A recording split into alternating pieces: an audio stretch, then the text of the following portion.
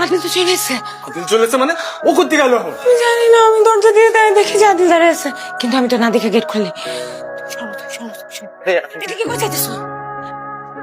ওদিকে না, এদিকে আসো। আরে তুমি কেন? না, আমি তো কিছুই জানি না। খুশি হবে? হ্যাঁ, অনেক খুশি। খুশিতে তো হাত টাকা হয়ে গেছে, কথাই কিছু ভাবতেছি না। কেন আমারে কই বানা, তাহলে আমি তোমার জন্য তোমার প্রিয় হাঁসের মাংস অন্য কিছু বানাইতাম। করতে হবে না, বসো। কিছু করতে হবে না, কিছু একটা করি। লেবু শরবত খাবা? তুমি একটু বহো, আমি লেবু শরবত দিয়ে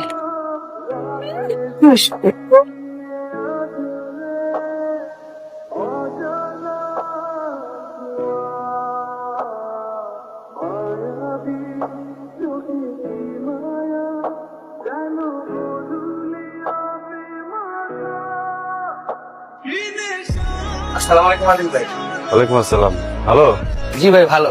আপনি যে বিদেশ থেকে যে শ্যাম্পুটা দিয়েছেন না, আমার বউ চুলি একটু হেভি বাস না ভাই। হ্যাঁ, ভালো কোম্পানির শ্যাম্পু তো, দামও ভালো। আচ্ছা, এই আমাকে বাড়িতে কেউ আসে নাই, আত্মীয় স্বজন? না ভাই, কেউ আসে। খাতিটা কিরাম করি, হ্যাঁ? আমরা উঠতি বসতি খাতি বসতি সারাটা ফোন তোরে বউ পাগলা কয়ে সিকুর বাকুর পারতাম। তুই যে ভাবিরে যে পরিমাণ মহব্বত করতি, এটা তো আমরা সবাই জানি। হ্যাঁ রে, জানি না তোর সাথে হবে কিসের জন্য কত? আরে ভাই, আপনি বুঝতে পারছেন না কেন? ব্যাপারটা তোর ওখানে নাই রে ভাই, ব্যাপারটা তখন অন্য লাইনে চলে গেছে। শুনেন, এত কিছু চিন্তা করে লাভ নাই, কারণ আমাদেরকে তো কিছু একটা করতে হবে নাকি? এখনো কোনো কিছু ভাবতে পারিনি, আরো বিস্তারিত জানতে হবে। তোর কোনো কিছু জানা লাগবে না, সবকিছু আমি ব্যবস্থা করতেছি। এটা জান, তুই একটা লোক নিয়োগ দিয়ে দে, সব কিছু তথ্য, বিশেষ করে আদিল যখন বাড়িতে না থাকে, একটা কাক পক্ষীও যদি ঢোকে সেই খবরটা দিবি, আর আদিল যদি না থাকে সব তথ্যই না আদিল লিখে দিবি। ঠিক আছে, পারবি না? ঠিক আছে ভাই, পারবো মানে উড়াই দিব একবারে। দাদা, আরো যেন কোনোভাবে জানতে না পারে, ও কিন্তু হাত করা, পরে কিন্তু ইনফরমেশন বাইর করতে হবে। ভাই, ওই মামুর বেটাকে আমি দেখে নিব, তুমি চাটা খাও, চিন্তাটা আমাকে করতে দাও। লাভলি বেবি, তোমার সব মেসেজ কিন্তু আমি ওই যে হিডেন ফোল্ডারে রাখতেছি। তুমি কিন্তু আবার আমার এত মেসেজ দিও না, আমি আগে দিলে তুমি তারপরে দিও, ঠিক আছে? আর আর ও কিন্তু সাথে সাথেই থাকে।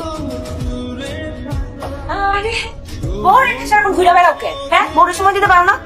তোমার জন্য আজকে মুরগির রস রান্না করছি, একটু দেখাই ঘুরে গেল কি।